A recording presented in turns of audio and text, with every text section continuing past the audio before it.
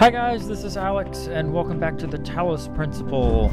So we got a couple of more of these things over here, and that thing's just roving around with a block on its head. There we go.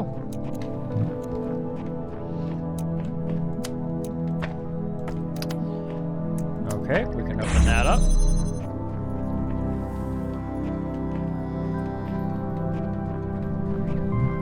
And if we go in here, we can open that up. Grab this jammer real quick.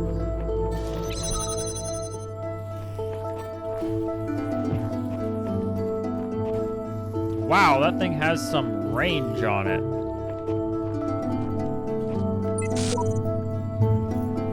No matter what I do, I'm always this body, this mind, this world, no way out. Yeah, that's kind of how life works, you know?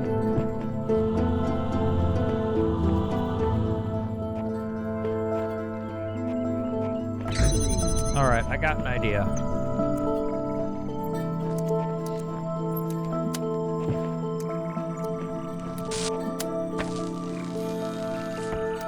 No,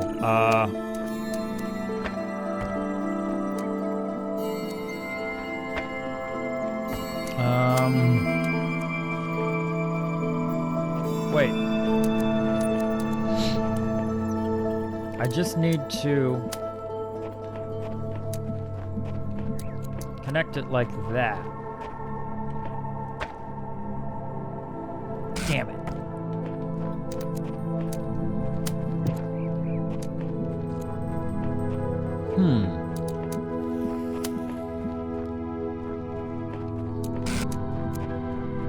Alright. Yeah, I bet if I can just get it at the right angle. There we go! Perfect. That shuts that off, and I can just grab this. Okay.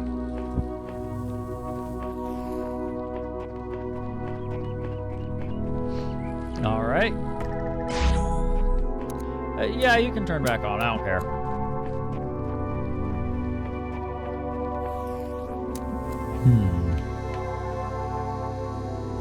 Alright, so we're going to want to connect that there.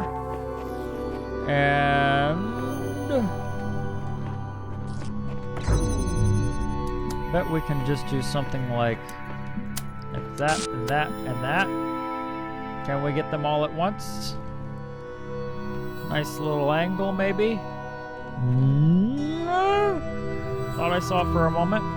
Maybe not. Maybe not. Maybe that's impossible.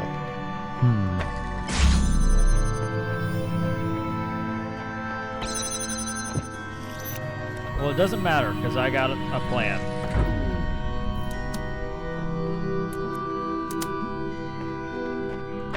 There we go.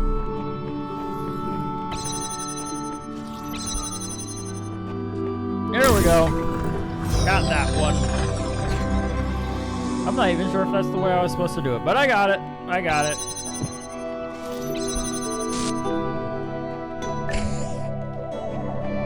I bet it wasn't the way I was supposed to do it because I'm thinking the way I was supposed to do it probably involved that mine. Oh, wait.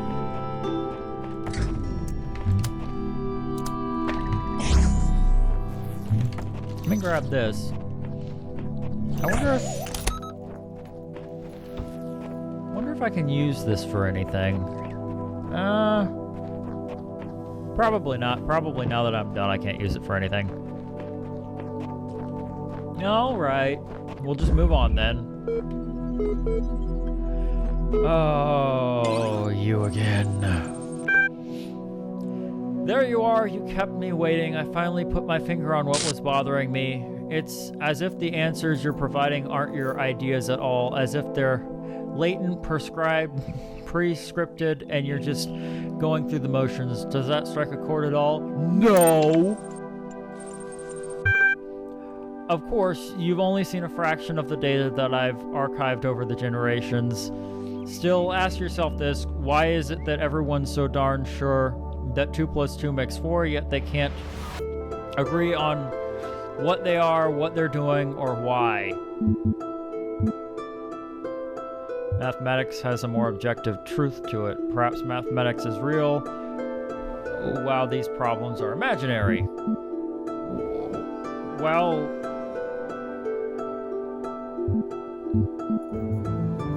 mathematics has a more objective truth. What's the difference between having more objective truth and just being more real? Pose questions like, what should I do with myself, and what is the world really like enough, and you start to assume they have answers. But what if the assumption turns out to be false? What if they're just a bunch of information processes? In which case, any attempt to answer the questions will be flawed. Garbage in, garbage out.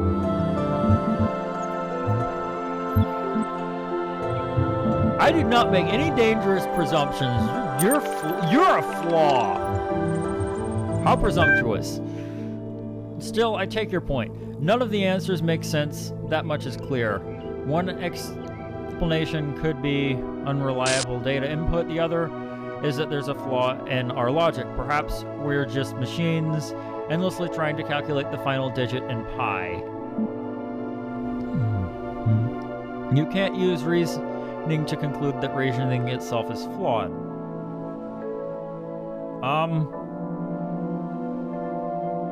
That's an interesting thought to think.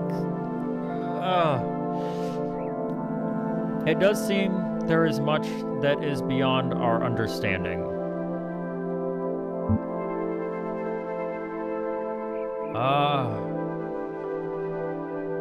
There. Let's go with that, because that just made me think. Fine, but we can still use it to conclude everything else is flawed, can't we?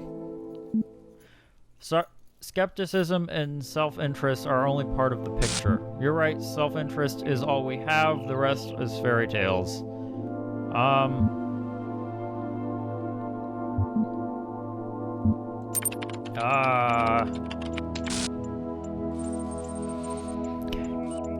You've seen how easily your view of the world is manipulated, yet you trust these thoughts that run through your mind. You'll feel differently once you come back from that tower. You must be getting close by now.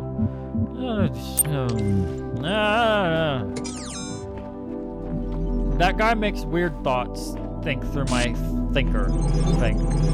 I don't know. I can't think. Brain hurts. Oh, I went the wrong way. Okay, we're on number 5 now. Wow. How many are there? 8? 7. And another one of those things. I'll do that later.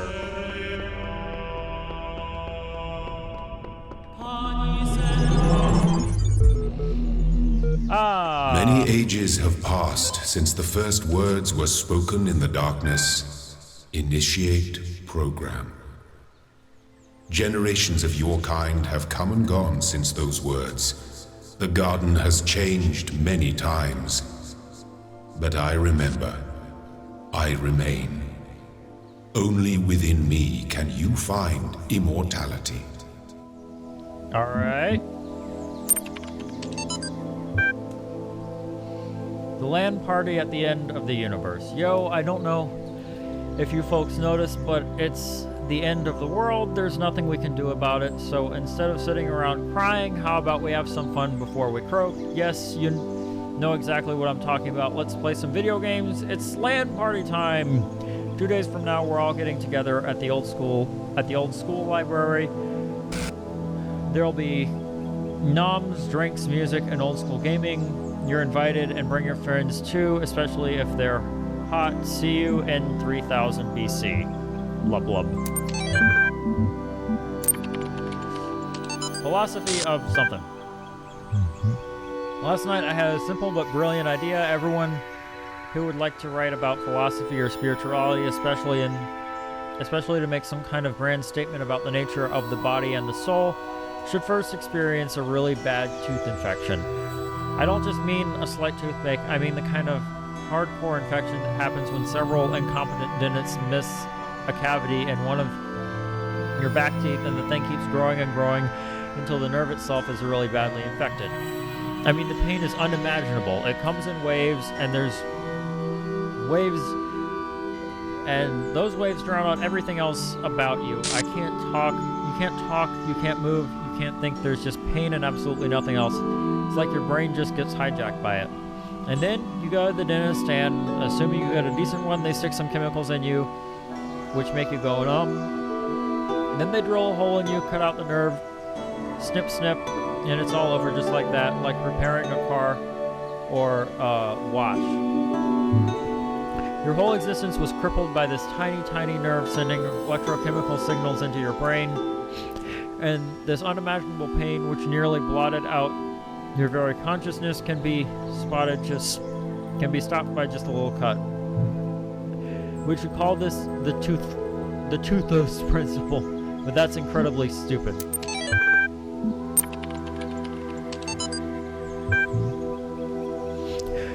We've gotten to that irritating point where all the major stuff is in place and all we have to deal with are a million little things. The main modules are all functioning and interacting with each other correctly.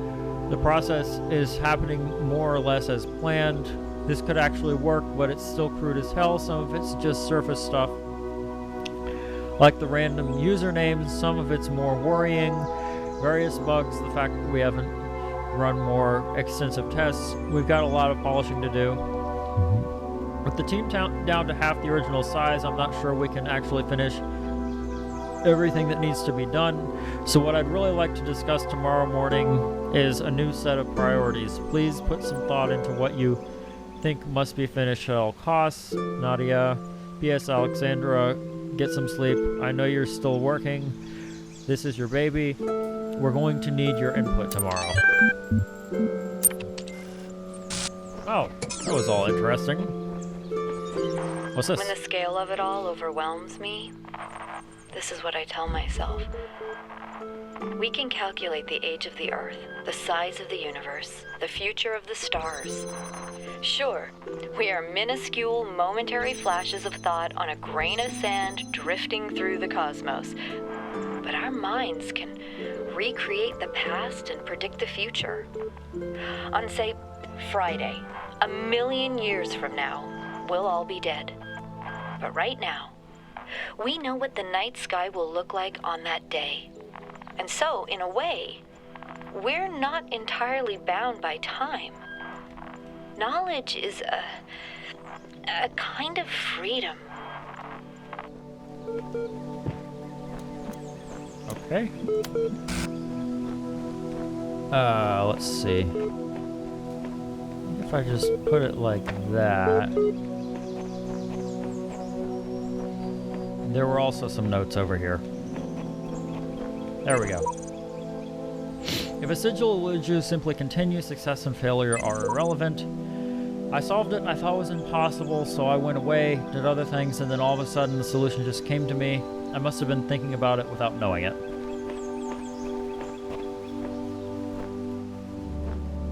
Wait.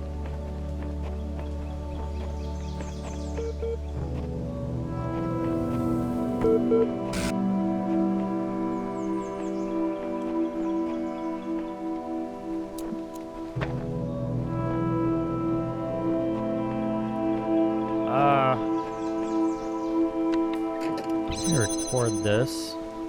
That there. Wait, no. Fuck. I need this here.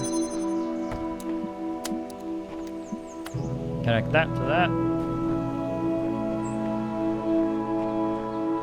Damn it, that's not gonna work.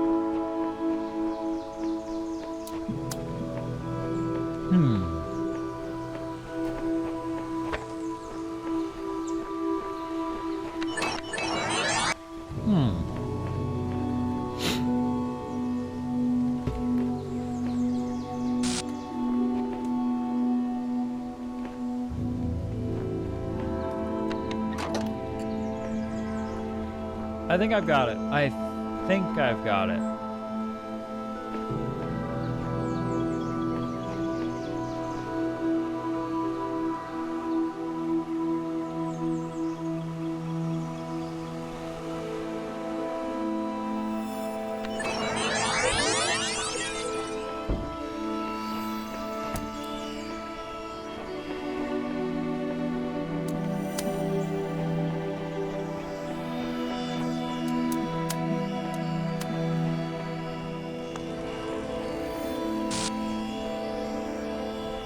Okay, I don't got it.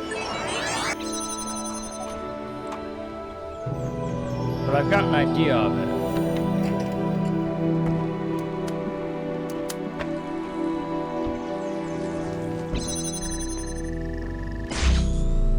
Okay.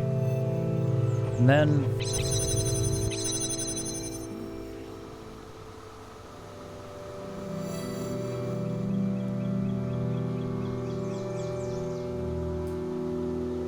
Okay.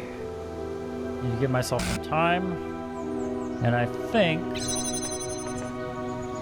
Well, I think first of all, I'm going to need to turn that off for a few seconds while I set things up. I'm gonna need to set that thing up over there and do some stuff.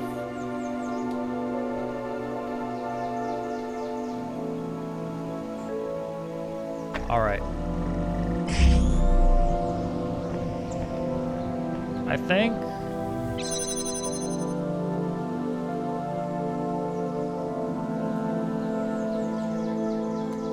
I think that'll work.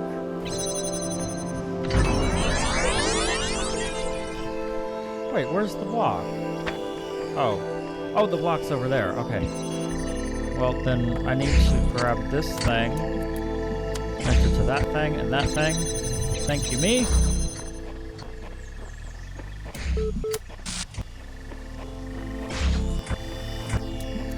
All right.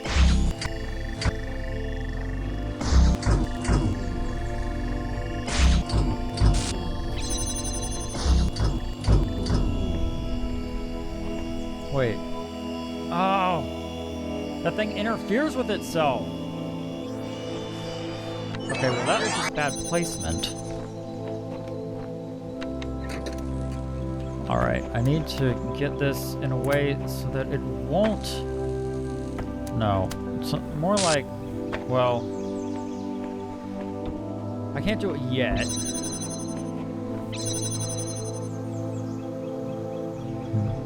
Okay, so first things first, I have to grab that thing and then go over there. All right. Now I'm gonna come back here. I'm gonna set stuff up. And then I need a few moments to set some stuff up. And then make sure it doesn't interfere with it.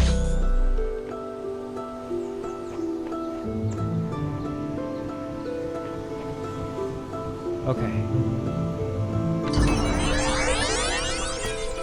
All right.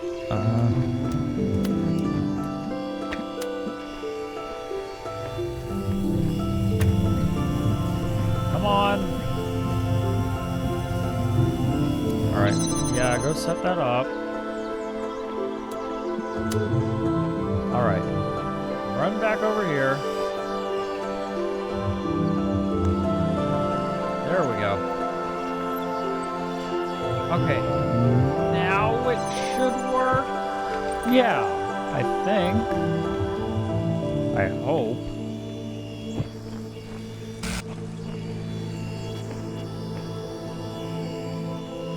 Okay, so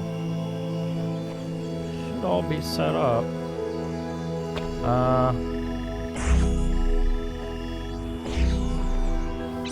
Okay.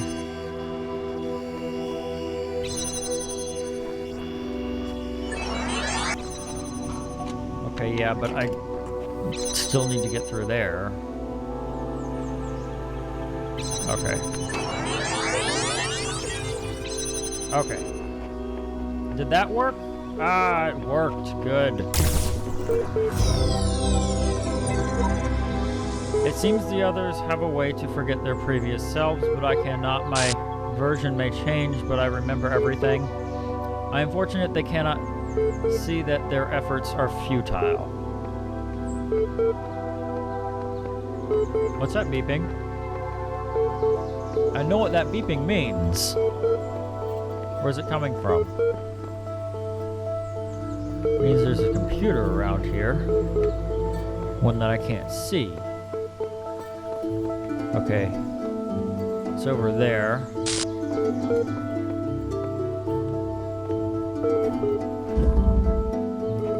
There we go.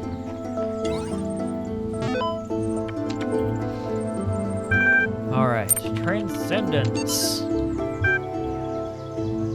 Readers' responses to last week's article in Science and Atheism. I am perfectly aware that all the arguments against religion, in fact, I agree with most of them. There is no reason that there is an objective material reality. I'm also absolutely convinced that only a secular society can be truly equal and just, and yet I believe I am, as they say, a person of faith. Religion to me is not about distorting observable reality with superstitions, but about transcendence. I'm not about deluding ourselves that the earth is 6,000 years old, or God will help us if we say the right words inside our heads, but about reaching out to the sublime. This is not a rejection of reason, but its application to a set of experiences that cannot be approached by more traditional means. True engagement with religion is humbling. It transcends culture, nationality, and gender. As such, I think it goes hand in hand with science and is not opposed to it. Dr. Omar Garib, Institute of Applied Pneumatics. Matter. True, there are certain idealist books, not of a clerical character, but philosophical ones, wherein you can read that time and space are categories of our minds, that they result from the requirements of our thinking, and that nothing actually corresponds to them in reality. But it is difficult to agree with this view. If any idealist philosopher, instead of arriving in time to catch the 9 p.m. train, should show up 2 minutes late, he would see the trail of the departing train and would be convinced by his own eyes that time and space are inseparable from material reality. The task is to diminish this space, to overcome it, to economize time, to prolong human life, to register past time, to raise life to a higher level, to enrich it. This is the reason for the struggle with space and time, at the basis of which lies the struggle to subject matter to man, matter which constitutes the foundation not only of everything that really exists, but also of all imagination.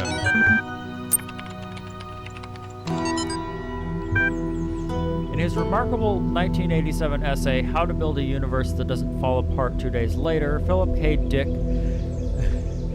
discusses the two themes that are most central to his work: what is reality and what is an authentic human being.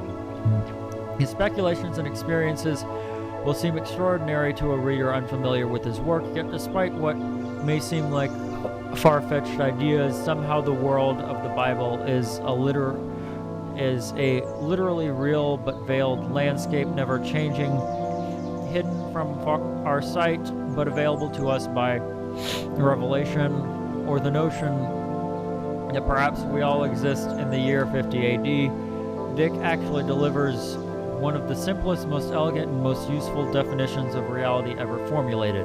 Reality is that which, when you stop believing in it, it doesn't go away. Materialist philosophers have expressed similar ideas before. Example, Straton of Strateria's Talos principle, but it's particularly interesting to see such a thought expressed in a decidedly more mystical writer. Okay. Okay. Alrighty then. Well, that does it for that computer. I'm just going to rest here for a while. I need a moment of peace. Destiny can wait. Yeah, well, considering we're all machines, I don't suppose that would be a problem. And this is a rather nice place to rest, frankly. It's pretty relaxing. A bit more relaxing than that desert. Anyway, this episode's gone on for a little while, so I think I'm going to end this one here. So thanks so much for watching, guys, and until next time.